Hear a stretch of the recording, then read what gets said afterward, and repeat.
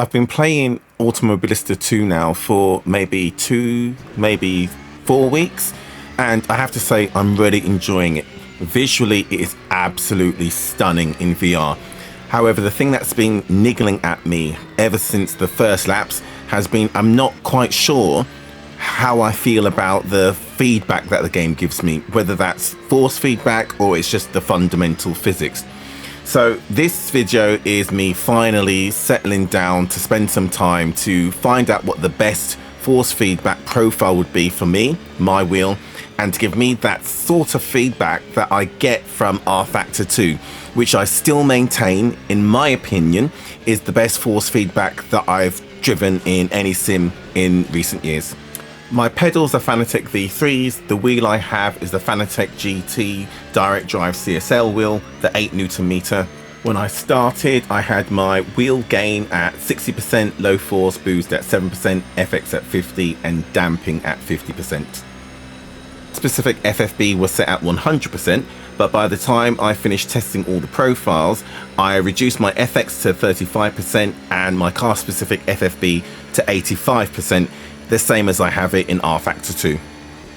rFactor 2, as I would come through Schwedenkreuz and then Arenberg, what I would get is a sense of the weight shifting in the car. I would feel the weight transfer from left to right and from right to left when navigating those two sequence of turns, and I would feel the front left bite. I'd feel the weight over that left front wheel, and in the default force feedback for Automobilista 2 I don't get that. Some describe it as a floaty feeling, some describe it as driving on ice.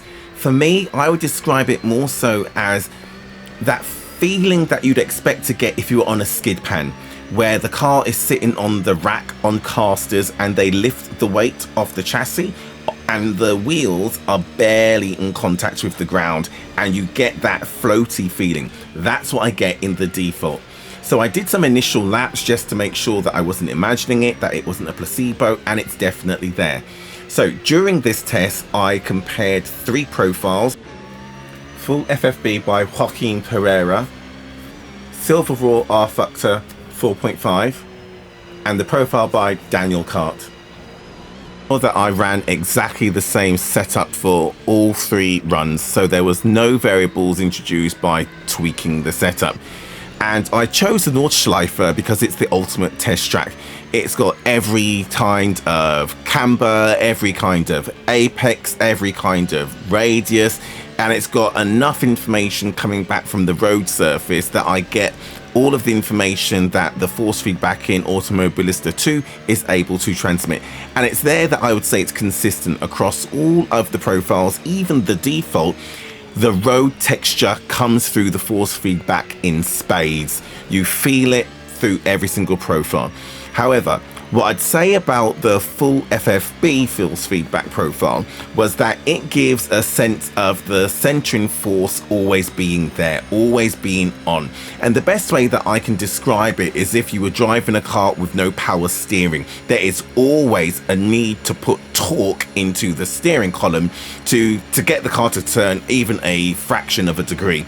And for me, that was just a little bit too much hard work. I don't really want to be hulking my wheel. I only have 8 Nm for a reason. I don't have like 25 Nm. I don't need it. And I really don't want to be wrenching my wheel and putting all that torque through it just because I want to feel that I've got force feedback.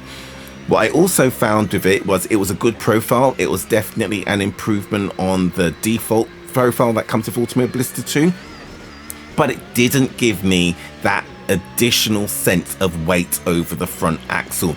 And again, I should be really clear on what I mean by that. There was weight to the car throughout the lap because of that constant centering force. But I didn't get that really nuanced, that sophisticated sense that as I shifted the weight left and right, that I could feel it moving left and right across the front axle. So for me, the FullFFB, whilst I'm quite sure it's a brilliant profile for people who perhaps have more powerful wheels or really like that sense of always feeling that they're wrestling the car, it wasn't the profile for me. It wasn't what I was used to in rFactor 2, and I usually find that if I have too much force going through the wheel, that it interferes with my ability to make those really quick corrections, and it affects my lap time. So when it comes to rFuktor by Silverraw, it again was a really good profile. Compared to the default, it was just night and day different. Where FullFFB had that constant centering force on, the rFuktor profile didn't. First, I made a mistake, I've got to confess. I tried the version 4.4 and I should have been trying the version 4.5. However, once I did get to the 4.5, what I noticed was everywhere across the track, it was giving me a lot of feedback about the road surface. And again, I have to caveat it with the fact that I didn't change my in-game settings, so the gain was the same across all three tests, and I'm quite sure that it or the FX setting at 50% was just too high for the profile. So as I would come through this turn here and then head down the long straight, my wheel would judder. It would really shake. If I took one hand off the wheel, I probably would. You can see it in the video. It was really shuddering as I came down here. Now again, that's just because I believe Automobilista 2 gives us a lot of information about the road surface. So again, I really like the rFuktor. It wasn't quite like rFactor 2. It still didn't give me that sense of weight transfer. And I have to admit, I think I'm really being too harsh. I'm asking for too much. rFactor 2 is rFactor 2, and Automobilista 2 is a completely different game. So the rFuktor profile again was a really good one. For me, it probably suited me better than the FullFFB because I didn't feel that I was constantly having to fight against the wheel. What I would also say about the rFuktor profile was it really flattered me. Either it was the profile that flattered me, or it's Automobilista 2 fundamentally flatters me, and maybe it's a combination of the two. But I would find that I could correct any slide. If the car started to drift wide, I could instantly and intuitively bring the car back under control. In hindsight, when I think about it now, it probably is kind of what I would expect from rFactor 2, where you don't think about what you're doing, you don't see the car move and then try to correct the yaw effect. You just intuitively steer into a slide, or you intuitively apply a bit of throttle, or you put a little bit of brake in, or both pedals to correct when the car's about to snap into oversteer. And that's what the rFuktor profile gave me. But again, as I came through Schradenkreuz and Arenberg, I just didn't feel the front bite the way I'd expect it. Especially through Arenberg, I would expect the front left to really load up and carry the weight of the car, and I'd expect to feel that through the steering. Instead, what I had was I could control the car as the pendulum effect of a Porsche with the engine over the rear axle would swing round. I could easily navigate the car through the corner. But I didn't feel that I fully 100% could sense and feel the front axle beneath me. However, compared to the default profile, I would completely recommend you try the rFuktor profile. Try the FullFFB one as well. Your taste may differ to me. Both of them are a vast improvement over the stock out-of-the-box profile that Automobilista 2 ships with. And that brings me to the last profile that I tested out of the three, Danielkart. And straight off the bat, I'm just going to say, to me, it was the one that instantly I felt at home with. It has a bit of a hybrid approach to the two profiles. Now, that might not necessarily be what has technically been included in the profile, but that's how it felt to me. As I came through turns, as I broke into the apex, as I loaded the car up, I, for the first time, could feel the front axle. Now, it's not the same way that I feel it in rFactor 2, and I'm going to keep saying that because that's the baseline, that's the benchmark I'm working from, that's the mecca that I'm trying to reach.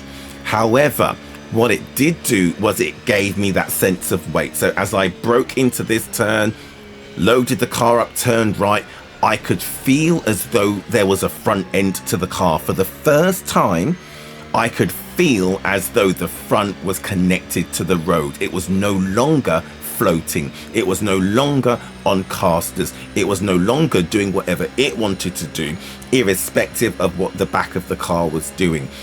And I don't know how Danielkart has done it. I don't know if it's just that the centering force starts to ramp up as the load increases, but because the centering force is not there throughout the rest of the lap, if you're driving down a straight, if the car isn't loaded up, the steering is lighter. But as soon as you, in a high speed, medium speed, or as you hit the brakes and load up the car through a slow speed turn, as soon as you shift that weight onto the front axle, the steering tightens up. So again, it's not that same sophisticated, nuanced feel that I get from rFactor 2, where I can feel it independently, left and right wheel, but the front end does not feel like it's washing out. It feels planted. And because of that, the Danielkart profile 100% is the profile that I'll be going forward with from here on in. Now, there are many other profiles on the forum, and I'm quite sure that some of them may feel just as good or even better than the Danielkart one. But for now, I don't feel the need to keep searching. So instead of just doing the blanket test, what I did was instead started to tweak my in-game force feedback settings to see if I could dial in the Danielkart one. And that's why I reduced my car specific FFB down to 85%. I went to 90 first, then 87, then 86. In rFactor 2, I usually have it around 84 to 86, so it's a bit of just my happy zone, I would say. I also then went from 50% to 40% to 35% on the FX setting, and that kind of dialed out some of that road information that was coming back. And the only way I could describe it is if you're setting up the car and you're looking at the dampers and the rebound, you've got the high speed rebound, the high speed bump. It's the high speed undulations, the vertical forces that you can really feel through the wheel. Now, I don't know if it's placebo, but by reducing the FX, it made it less jarring. It was less trying to shake the fillings out of my teeth, and my shoulders stopped feeling quite so tight. What I'll have to do now is try other cars, try other tracks, and then just continue to tweak and dial in the force feedback until it's in a really good sweet spot for me. Now I'm going to put in the link, the two videos that I'd recommend you watch if you're also trying to sort out your force feedback. They were recommended to me by comments on my last video. Now in the one, it mentions you turning off the head shake and any of those visual effects that are in the game, because that can also introduce that floaty effect. Now, I was quite fortunate because I'm in VR, I turn those off all the time. The last thing you need in VR is the game throwing your head around. I'm quite sure that it will add to that disorientation and perhaps to that motion sickness people have. But yeah, watch those two videos. Don't leave yourself hostage to the base default force feedback, and don't judge the game by it either. You'll find the instructions to changing the profiles really easy to follow and easy to reverse as well. So good luck. I hope you find the best force feedback settings for you in Automobilista 2.